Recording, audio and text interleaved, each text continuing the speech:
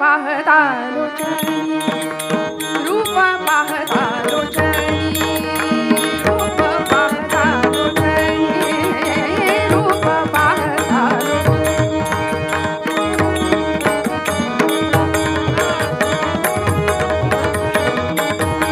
रूप पाहता लोचनी रूप पाहता लोचनी हो रूप पाहता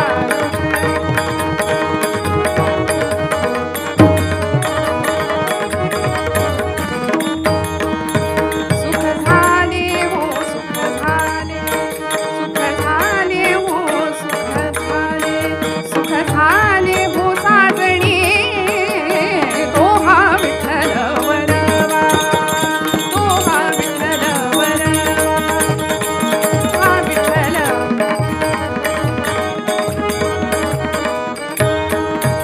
तो हा माधव तो हा माधव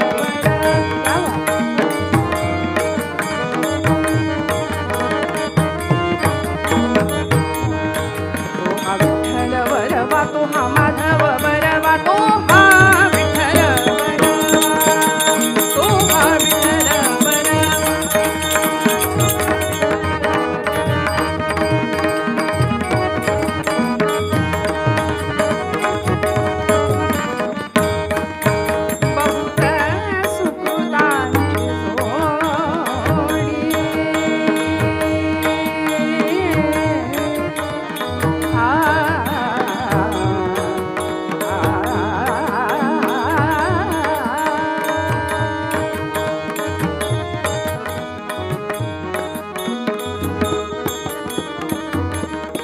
बहुत सुकृतांची जोडी बहुत सुकृतांची जोडी बहुत सुकृतांची जोडी म्हणून विठ्ठली आवडी तो हा विठ्ठल वरवा तो हा विठ्ठल वरवा तो हा विठ्ठल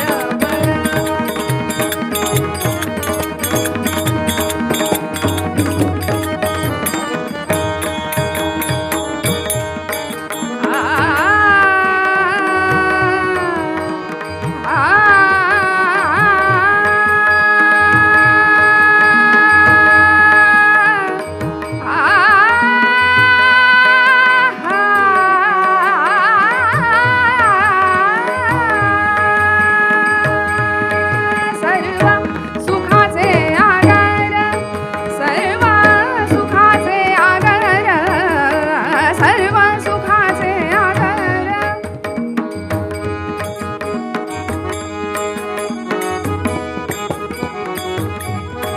सर्व सुखाचे आगर बाप रखुमा देवीवर बाप रखुमा देवीवर हो बाप रखुमा देवीवर तो हा विठ्ठल वरवा तो हा विठ्ठल वरवा तो हा माधव वरवा तो हा माधव वरवा तो हा विठ्ठल वरवा तो हा विठ्ठल वरवा तो हा विठ्ठल वरवा विठ्ठल वरवा विठ्ठल वरवा रघुपती राघव राजा राम पतित पावन सीताराम बोला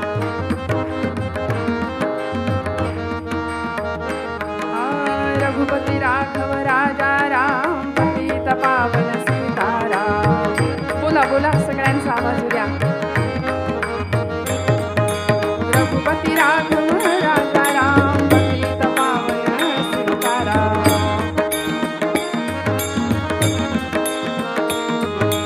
रघुपती राघव राजा राम पतित पावन सीताराम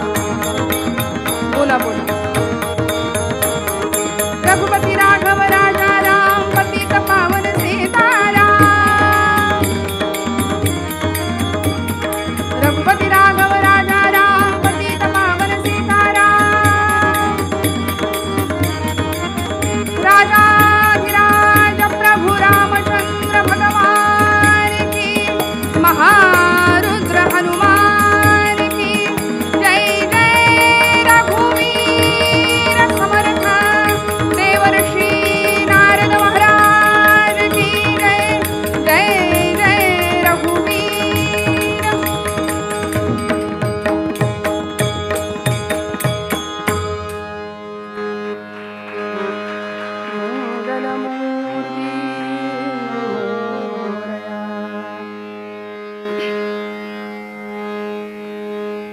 परमेश्वर स्वरूप आपण सर्व उपस्थित ज्येष्ठ श्रेष्ठ श्रोतृवर्ग सर्वांच्या चरणी कृतज्ञतापूर्वक वंदन करते।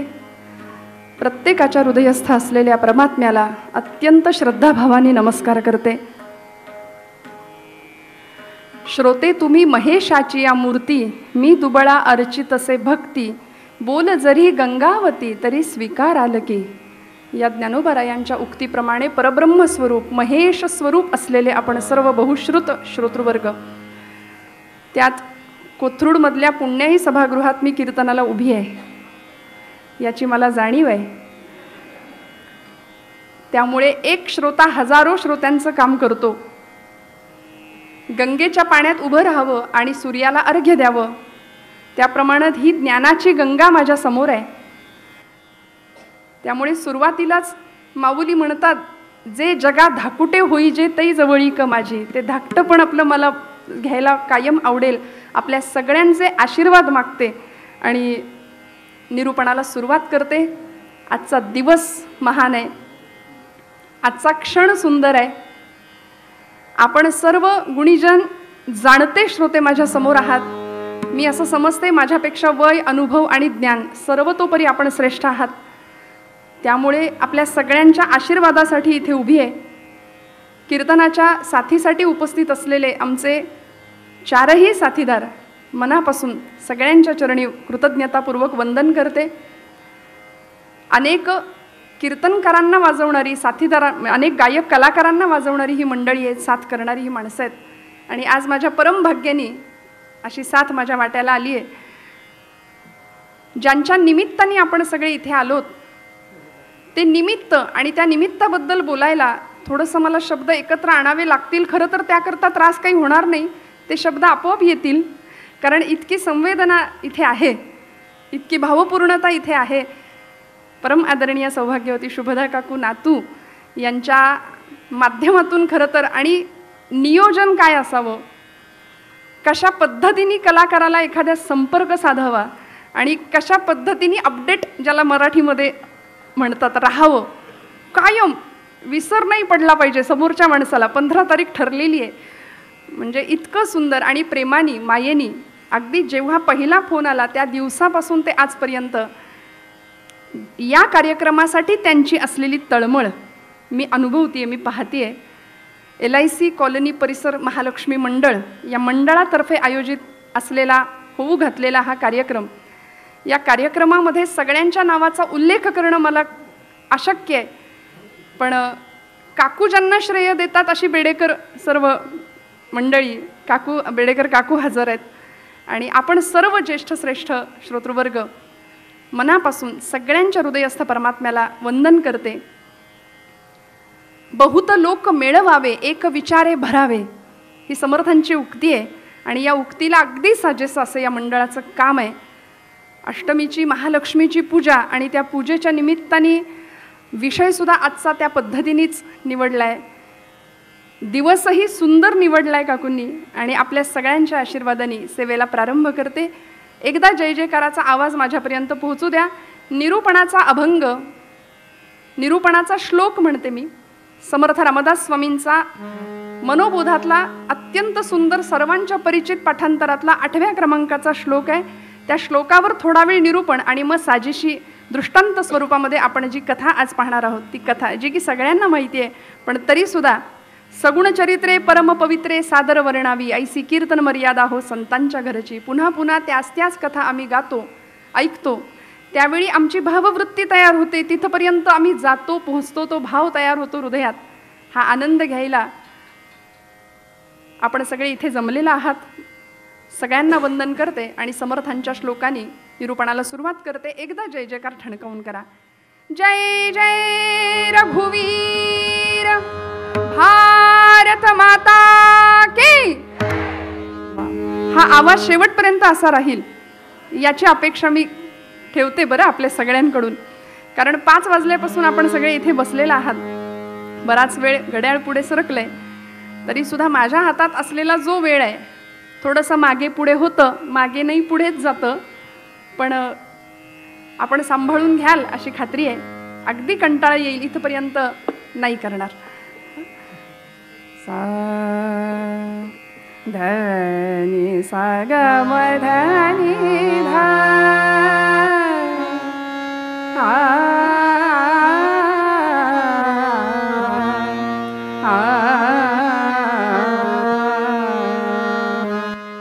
देहे त्यागिता कीर्ती मागे मुरारी. देहे त्यागिता कीर्ती मागे मुरारी. देहे त्यागिता कीर्ती मागे मुरारी. देहे त्यागिता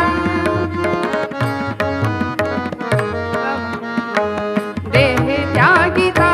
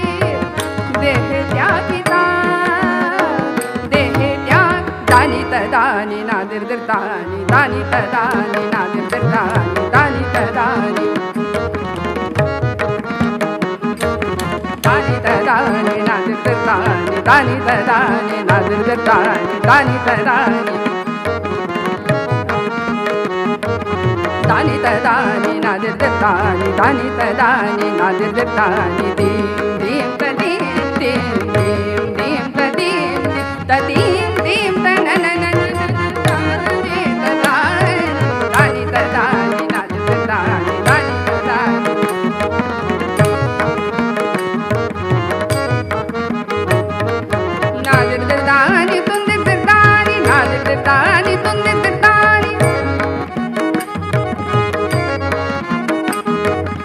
दादी दे दानी तुंदे दे दानी तुंदे दे दादी दानी तुंदे दे दादी दानी तकड़ा तू तिरकिड धिकड़ा तू तिरकिड धादा किड दग तिडग दग दिगन दादा दादा दानी दानी दादी दानी दानी दानी दानी दानी जय जय रघुवीर समर्थ.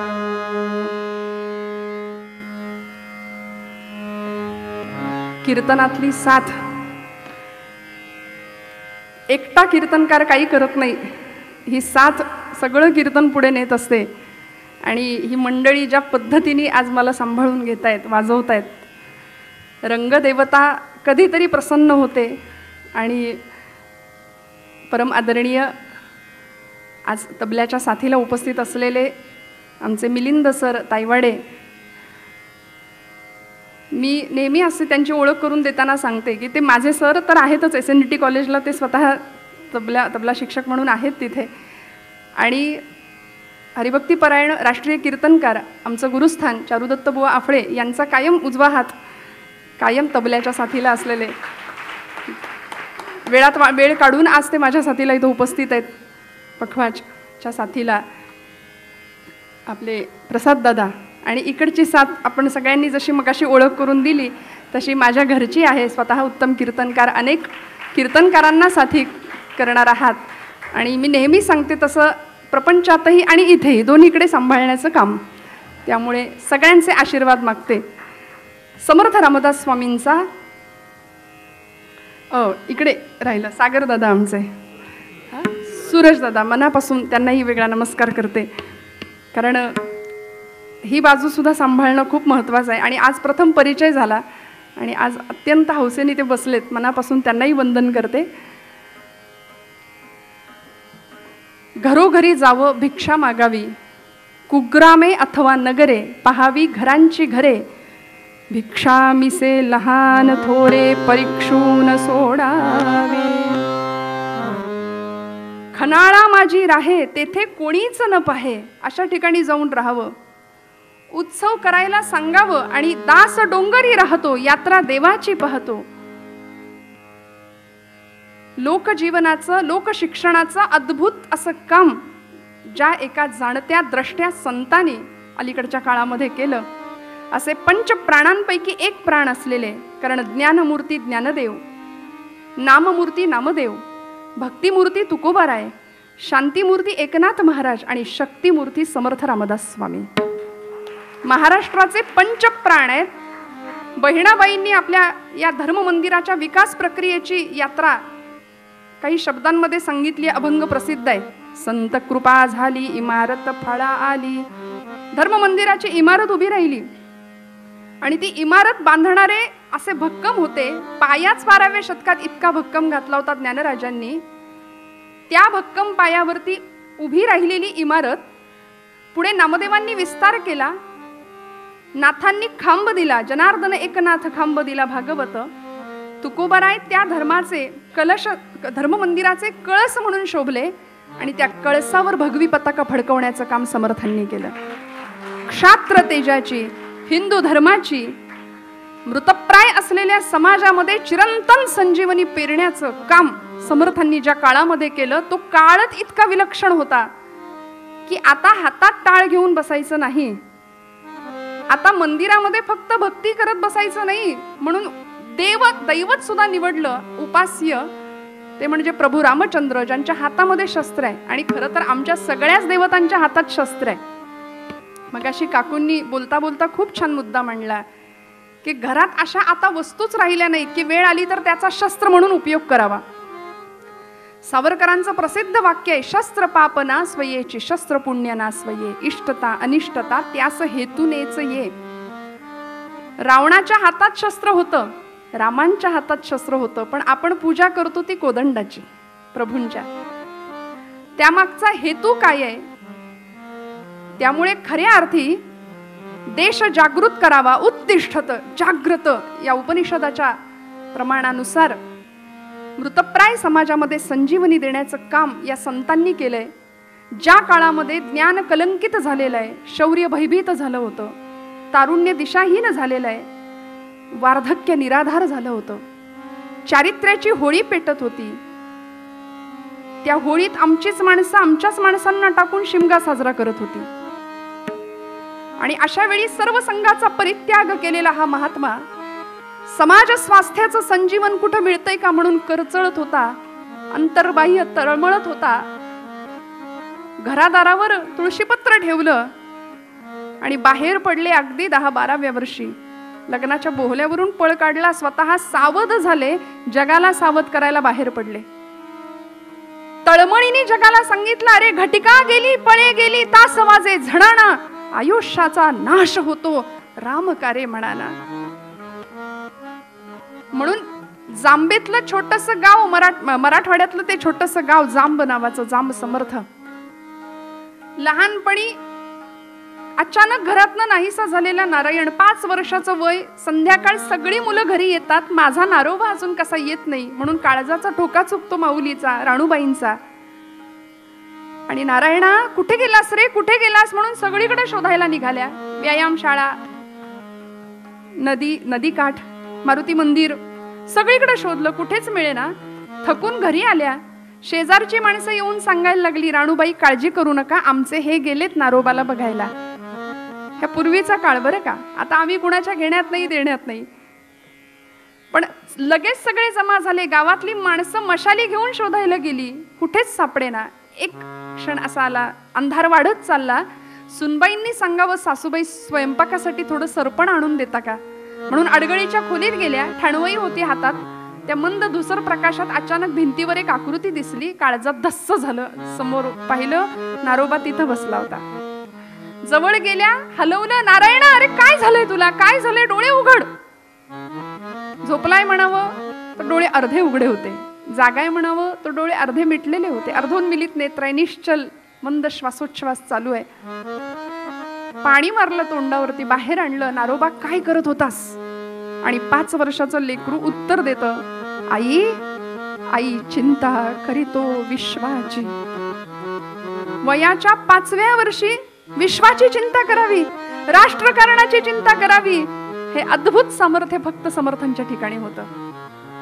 ज्ञानोबांनी विश्वात्मक भगवंताकडं पसायदानाचं दान मागावं, मागणी करावी भगवंताकडं. उदात्त मागणं, देणारा तेवढ्या ताकदीचा, मागणारा तेवढ्याच ताकदीचा. आणि हे सगळं फक्त आणि फक्त समाजासाठी. बुडती हे जन न देखवे डोळा, म्हणून कळवळा येत असे. या धारणेनी, या प्रामाणिक भावनेनी फक्त आणि फक्त जगाच्या कल्याणा संतांच्या विभूती. समर्थांनी जेवढं वाङ्मय लिहिलंय ते सगळं वाङ्मय आपण जाणता श्रोते हो. अगदी भावार्थ दीपिका जशी ज्ञानोबांची आहे, ज्ञानेश्वरी 9000 ओव्यांचा अप्रतिम माऊलींचा ग्रंथ. शके 1212 टीका केली पै ज्ञानेश्वरी, सच्चिदानंद बाबा आदरे लेखकू झाला. अगदी ज्ञानेश्वरी सारखाच त्याही पलीकडे ज्ञानोबांचा ग्रंथ आहे अमृतानुभव. मुमुक्षुत्वाच्याही जे पलीकडे गेले त्यांच्यासाठी, किंवा अनुभवामृत ज्याला म्हणावं, असा अमृतानुभव. त्याप्रमाणे समर्थांचा आत्माराम नावाचा ग्रंथ, ज्ञानोबांची ज्ञानेश्वरी, त्याप्रमाणे समर्थांचा साधकांसाठी असलेला दासबोध नावाचा ग्रंथ, ज्याच्यामध्ये व्यवहारामध्ये अध्यात्म कसा असावं आणि अध्यात्माचा व्यवहार कसा असावा हे सगळं सांगितलंय. ज्याप्रमाणे श्रमिकांच्यासाठी, साध्या भोळ्या प्रापंचिकासाठी माझी ज्ञानोबा माऊली हरिपाठ सांगते, त्याच पद्धतीनं समर्थांचा मनोबोध. 205 श्लोक आहेत. विनोबा भावे समर्थांच्या मनोबोधाला मनोपनिषद म्हणालेत. आणि मनाला उपदेश करणारा हा समर्थांचा अत्युच्च प्रतीचा सर्वोत्कृष्ट ग्रंथ प्रत्येकाने जवळ ठेवावा. अगदी राजकारणात असलेल्यांनी सुद्धा, सगळ्यांनीच. रोकडं अध्यात्म, डोळस व्यवहार आणि जगाकडे पाहण्याचा अत्यंत प्रॅक्टिकल, वास्तववादी दृष्टिकोन ज्याला म्हणूया, व्यवहार बघावा. या पद्धतीने समर्थांचं तत्वज्ञान आपण सगळे जाणता. आणि या मनोबोधातला 8व्या क्रमांकाचा सर्व परिचित असलेला हा श्लोक, भुजंग प्रयात मराठीतलं वृत्त, त्या वृत्तामध्ये देहे त्यागिता कीर्ती मागे उरावी, मना सज्जना हेची क्रिया धरावी, मना चंदनाचे परित्वा झिजावे, परी अंतरी सज्जनानी ववावे. जय जय. आता बोला जरा. जेव्हा जय जयकाराचा मला उद्घोष हवाय त्यावेळी सगळ्यांचा आवाज आला पाहिजे. मी नेहमी म्हणते नको ती मंडळी बोलायला लागली कारण हव्या त्या माणसांचा आवाज कमी पडतोय. ज्यांनी बोलायला हवं ती माणसं बोलत नाहीयेत. समाजातली दुर्जन प्रवृत्ती वाढतीये कारण सज्जनता कमी आहे. नवे सज्जन निष्क्रिय आहेत म्हणून दुर्जन सक्रिय आहेत. आणि ती सक्रियता आमची वाढायला हवी. आमचा आवाज वाढायला हवा. तिकडे धर्म मंदिर, राम मंदिर नाही तर राष्ट्र मंदिर उभं राहतंय अयोध्येमध्ये. आम्ही सगळे त्या सुवर्णाक्षरांनी लिहून ठेवावे अशा इतिहासाचे साक्षीदार आहोत. हे आमचं केवढं मोठं भाग्य आहे. याची देही याची डोळा. आपण सगळे कोरोनामध्ये असंख्य माणसं गेली पण भगवंतांनी आमच्यासाठी ठेवलं तो क्षण पाहायला. आम्ही आहोत म्हणून समर्थ म्हणतात एका श्वासावर भरोसा नाहीये. प्रतिश्वासम सविश्वासम रामम वद दिने दिने को विश्वास हा पुनश्वास हा आगमिष्यति मानवा. माहिती नाहीये. त्यामुळे प्रत्येक श्वास रामाच्या कार्यासाठी वेचला जावा, राम नामासाठी वेचला जावा. आणि याकरता भगवंतांनी दिलेलं जे साधन आहे देह नावाचं, शरीर नावाचं ते साधन, त्या देहाची व्याख्या शास्त्रकार सांगतात शीर्यते यत् शरीरम यद् दहते नित्यम तद् देहम. जो सतत जळतोय त्याला देह म्हटलंय. ज्याची सतत झीज होतीये त्याला शरीर म्हटलंय. या जीवनामध्ये निश्चित असं काहीच नाहीये. फक्त ज्याच्याकडे आम्ही डोळे झाक हमखास करतो आणि जिकडे लक्ष देत नाही तो मृत्यू मात्र निश्चित आहे. सगळं अनिश्चित आहे. एकच गोष्ट निश्चित आहे, अटळ आहे, अंतिम सत्य ज्याला म्हणूया असं की मृत्यू. आणि माणूस त्याच गोष्टीला कायम घाबरतो.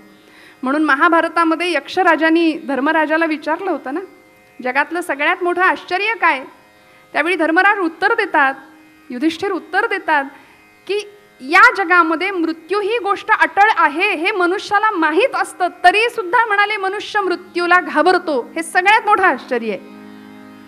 स्मशानेश्वा क्रीडा काय स्मशान वैराग्य असं ज्याला आपण म्हणतो ना ते तेवढ्यापुरतं तिथे येतं. पण जगातली अटळ असलेली गोष्ट आम्ही मान्य करायला तयार नाही. दोन गोष्टी आहेत, सुख आणि अमरपद. याच्या मागे आम्ही धावतोय. जे सुख मिळालंय असं वाटतं पण ते सुख नसतो, तो सुखाचा भास असतो.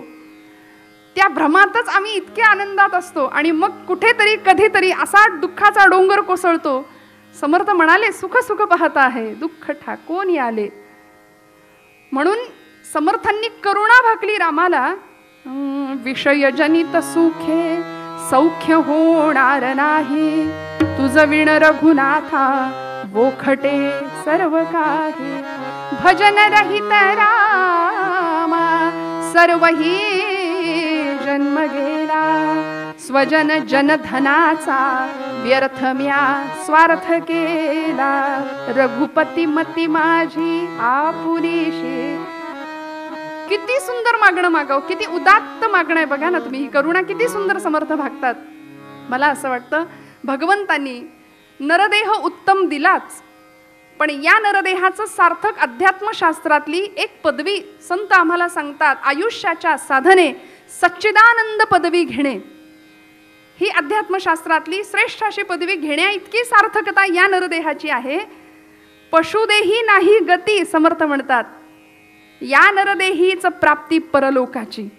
त्यामुळे असा नरदेह जर मिळालाय तर त्या देहाचं खरंच सार्थक व्हावं. उपजे ते नाशे माऊलींची प्रसिद्ध ओवी आहे. नाशिले पुनरपि दिसे हे घटिका यंत्र जैसे परिभ्रमेगा. मग कुणाचं तास काट्यासारखं आहे आयुष्य, कुणाचं मिनिट काट्यासारखं आहे, कुणाचं सेकंद काट्यासारखं आहे. आत्ता होते आत्ता गेले आपण असा अनुभव घेतो ना. कुणाला अगदी 100च्या आजच्याही काळात बोनस लाईफ परमेश्वर देऊन टाकतो, भरपूर आयुष्य मिळतं. पण अगदी सेकंद काट्यासारखं कुणाचं आयुष्य आहे. म्हणून माऊली म्हणतात घटिका यंत्र जैसे. मग याची सतत जाणीव ठेवावी. जे समर्थांनी सांगितलं, जे माऊलींनी सांगितलं, जे अनेक संतांनी सांगितलं आणि तो असलेला प्रत्येक क्षण क्षणक्षणाहाची करावा विचार. आयुष्य खातो काळ सावधान नाशिवंत देह जाणार सकळ. आयुष्य खातो काळ सावधान. आणि म्हणून हे ज्यांना कळलं असे संत सत्पुरुष. कुणाला म्हणायचं हो सत्पुरुष. विपत्काली धैर्य प्रभुपणी सहिष्णुत्व बरवे, सभे पांडित्याचा प्रसर समरी शौर्य मिरवे, स्वकीर्तीच्या ठाई प्रचुर रती विद्या व्यसन जे, तयांचे स्वाभाविक गुण पहा सत्पुरुष ते. 6 गुण सांगितलेत. विपत्काली धैर्य प्रभुपणी सहिष्णुत्व बरवे, सभे पांडित्याचा प्रसर समरी शौर्य मिरवे. 6 गुण सत्पुरुषांचे सांगितले आणि हे सगळे गुण ज्यांच्या ठिकाणी होते असे अनेक महात्मे या मातीला लाभले. हे आमचं भाग्य आहे. भगतसिंग, राजगुरू, सुखदेव, अनंत कान्हेरे, मंगल पांडे ही सगळी मंडळी वंदे मातरम हा त्यांचा महामंत्र होता. भगवद्गीता हातावर घेऊन फासावर जावं, अमर हुतात्मे आपण त्यांना म्हणतो ना. म्हणून ज्या स्वातंत्र्य देवतेचं गान आजच्या दिवशी नाही गायलं तर ती माझी चूक ठरेल. सावरकरांनी सगळी चूलबोळकी स्वतःची बाजूला ठेवली, फोडून टाकली, तुळशीपत्र ठेवलं घरादारावर. लंडनला गेले शस्त्रास्त्र निर्मिती करता. रशियन मित्रांच्या सहकार्याने गुप्त पद्धतीने शस्त्रास्त्र बनवली सुद्धा, गुप्त पद्धतीने भारतात पाठवली सुद्धा. स्वतंत्रता देवीचं गुणगान, ते स्तोत्र सावरकरांनी अगदी लहान वयामध्ये घरातल्या देवी समोर रचलेलं, अगदी 14व्या वर्षी.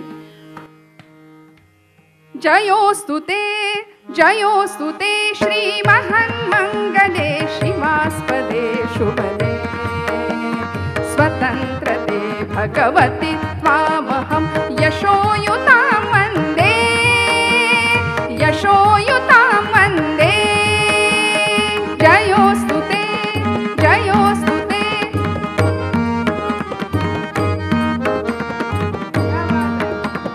स्वतंत्रते भगवती त्वामहं यशोयुतां वन्दे, यशोयुतां वन्दे.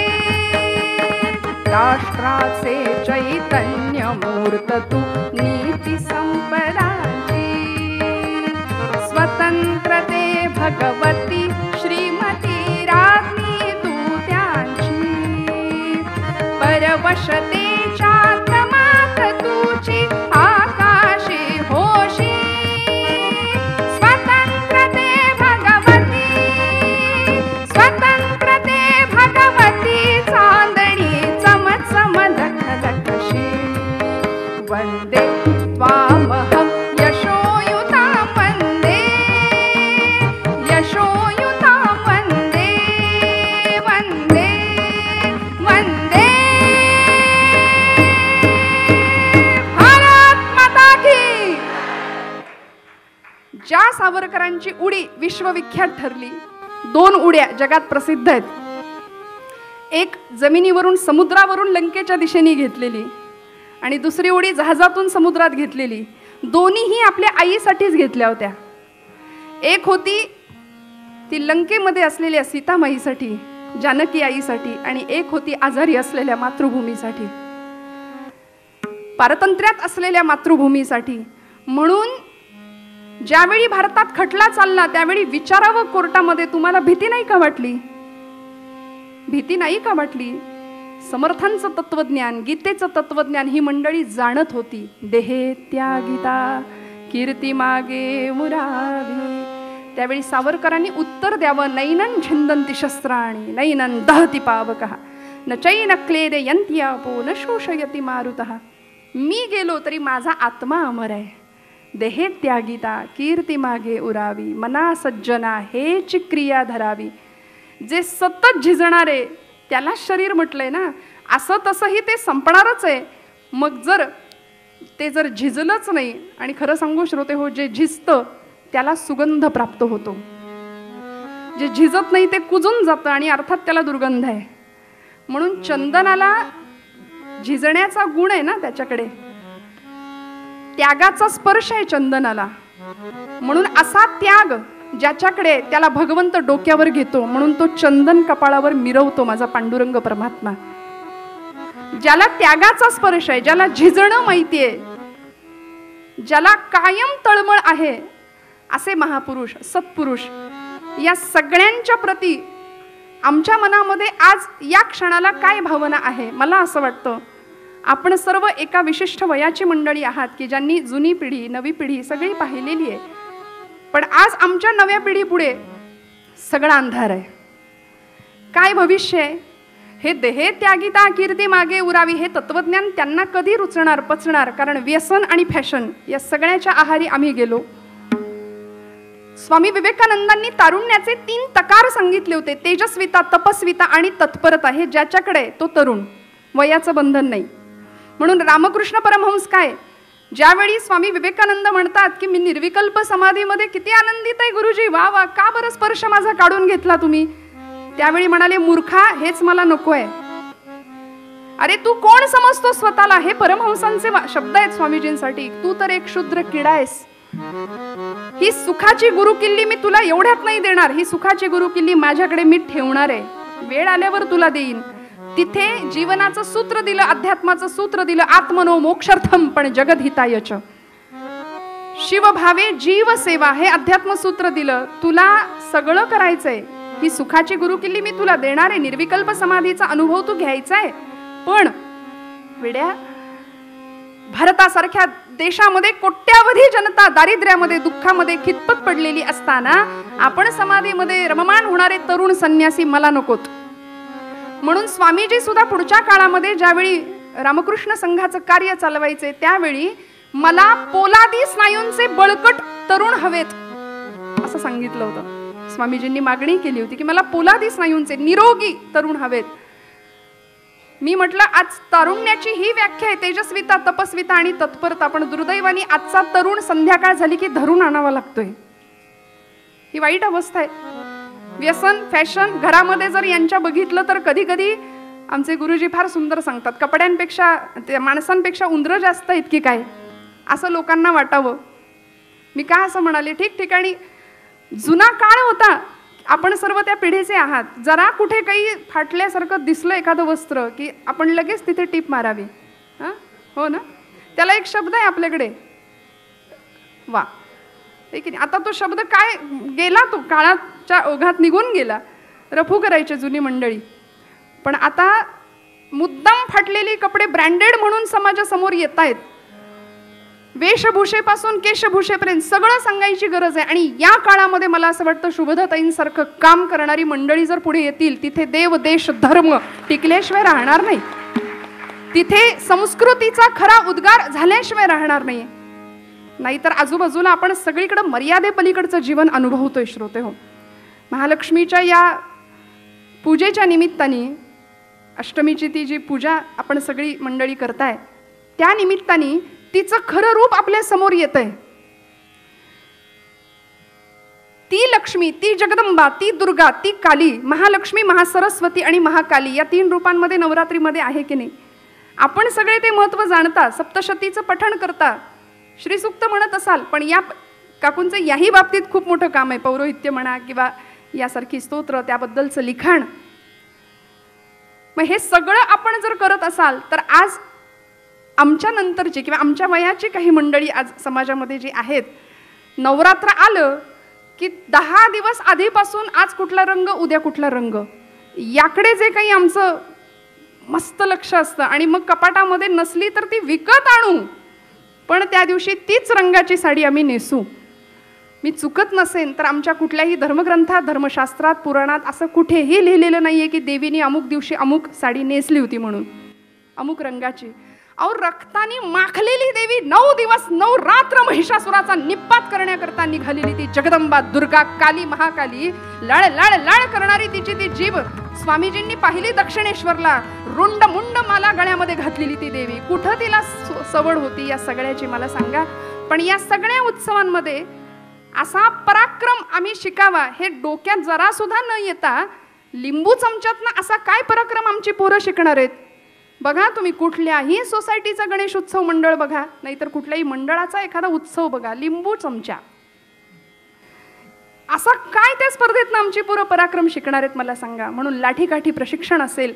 जर आमच्या मुलींना स्वतःचं स्वसंरक्षण करण्याची शिक्षा किंवा शिक्षण आज नाही दिलं तर आमच्यासारखे आम्ही ठरू बरं का, दुर्दैवी मी हा शब्द वापरते, नतद्रष्ट आम्ही ठरू. कारण येथ वडील जे जे करीती तया नाम धर्म ठेवी ती माऊली म्हणते.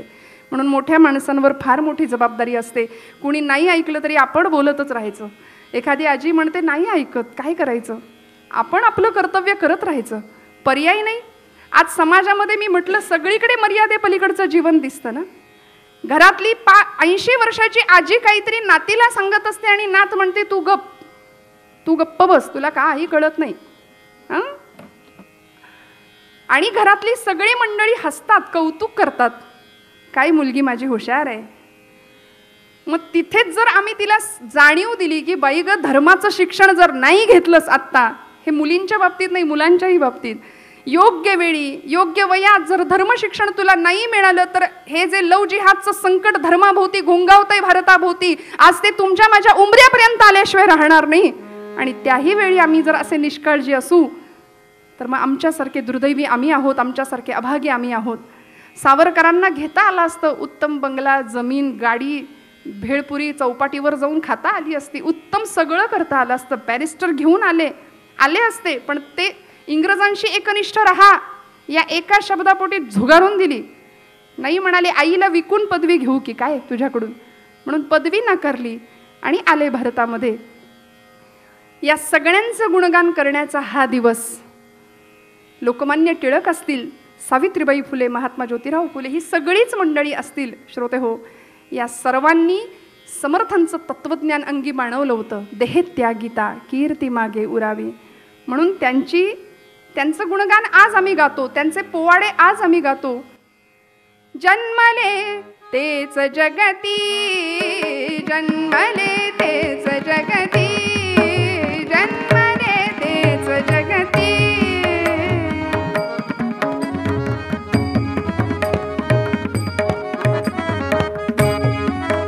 जन्मले तेच जगती, जन्मले तेच जगती. स्वार्थासाठी जे नच झटती, स्वार्थासाठी जे नच झटती. दुसऱ्यासाठी सदा जगावे, दुसऱ्यासाठी सदा जगावे, दुसऱ्यासाठी सदा जगावे. चंदना परी झिजुनी जावे, चंदना परी झिजुनी जावे. मरुनी जीवन पावन करती, जन्मले तेच जगती, जन्मले तेच जगती, तेच जगती, तेच जगती. म्हणून त्यांचं जगणं सार्थकी लागलं असं आपण निर्धोकपणे म्हणू शकतो. दुर्दैव आज अध्यात्माला जाणारी मंडळी, प्रवचन ऐकायला जाणारी, कीर्तनाला जाणारी मंडळी खूप भीतीच्या तणावाच्या खाली आहेत. समाधान नावाची श्रीमंती त्यांच्याकडे नाही आहे आणि या समाधानाकरता आम्ही सगळीकडे फिरतोय, भटकतोय. पण हे एकमेव समाधान नावाची गोष्ट तुम्हाला मला मिळावी असं जर वाटत असेल तर संतांचं तत्वज्ञान, त्यांचे ग्रंथ. समर्थ म्हणाले ना, माझी काया आणि वाणी गेली म्हणाल अंतःकरणी, परी मी आहे जगज्जीवनी निरंतर. मी गेलो असं कोण म्हणतं? ग्रंथांच्या रूपाने संत तुमच्या माझ्यामध्ये आहेत. आज ग्रंथ तर सोडाच, लाखो रुपयांचा मोबाईल मुलाच्या हातात असेल पण 50 रुपयाचं पुस्तक घरात नाही सापडणार. लाखो रुपयांचा LED घरात असेल, इतकं फर्निचर भरलंय, माणसांना बसायला जागा नाही, एवढं फर्निचर आहे घरात. पण तरी सुद्धा माणूस कायम अपसेट आहे, कायम. सोफा सेट आहे पण माणूस अपसेट आहे कायम. सगळं सेट आहे, वेल सेट आहे, पण माणूस कायम चिंतित आहे, तणावाच्या मध्ये आहे. आणि या सगळ्यातून मुक्त होण्याकरता आमच्या पातळीवर आम्ही काय करायचं? जसा चेंडू जमिनीवर जितक्या जोरात आपटावा तितका उंच आकाशात वर जातो ना, तसं जगाकडून आम्ही जर काही करायला गेलो तर निंदा होणार, हे हमखास. आज काळच असा आहे. तुकोबाराय असे रस्त्याने निघाले की लोकांनी त्यांना वेडं ठरवावं, संतांना वेडं ठरवावं, कितीतरी निंदा व्हावी. ज्ञानोबांची झाली, सगळ्यांची झाली, मग तुम्हालाही मला लोक नावं ठेवणारच आहेत. पण तरी सुद्धा जसं मोहग्रस्त झालेल्या अर्जुनाला भगवान गोपालकृष्ण म्हणतात, अर्जुना उठ, उचल ते धनुष्य आणि सिद्ध कर तुझं क्षत्रियत्व. हतो वा प्राप्सेसी स्वर्गम, जित्वा वा भोक्षसे महिम. रणांगणावर धारातीर्थी पतन पावलास तर स्वर्गात पोहशील आणि जिंकलास तर राज्यपद तुझं आहे. त्यामुळे आज धर्मावर आलेलं संकट, देशावर आलेलं संकट, तुम्ही आम्ही आपापल्या परीने काय करू शकतो. रोज आम्ही जप करतो, पण त्या जप करत असतानाची एक माळ राष्ट्राय स्वाहा इदन्न मम एवढं जरी केलं तरी सीमेवर तळहातावर प्राण घेऊन लढणाऱ्या सैनिकांना ते बळ मिळाल्याशिवाय राहणार नाही. जेवताना मुखामध्ये घास घालताना या देशातला शेतकरी आणि गादीवर अंग टाकताना या देशातला जवान, बस या दोघांप्रती जरी कृतज्ञता ठेवली. म्हणून सावरकरांचं वाक्य आहे ना, देवभक्ती आम्हाला करायचीच, पण देवाकडून देहाकडे जाताना मध्ये देश लागतो, देहाकडून देवाकडे जाताना मध्ये देश लागतो. ते न विसरता त्या देशाचं आम्ही काहीतरी देणं लागतो, या मातीचं आम्ही काहीतरी देणं लागतो. समर्थ म्हणाले, जगाचा तो भार आपुल्या शिरावर ऐसे थोडे तर वाटू द्या हो. माझ्या समाज बांधवांचा माझ्यावर काहीतरी बोजा आहे याची जाणीव ठेवून